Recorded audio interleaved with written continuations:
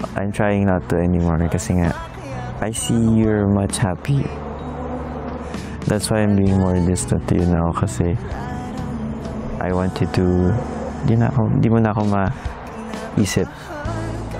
Of course, I'm not 100% happy, pero I'm happy for you.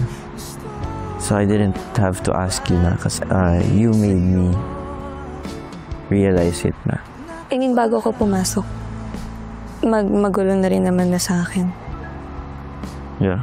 Pero bago-bago pa yun. Ikaw talaga gusto ko. Yeah, I know. Alam ko din yun. Wag mo nga akong titigan, mundo ko ay natutunan. Pero that time also, it was slow, pero I was also parang gaining feelings also. Yeah.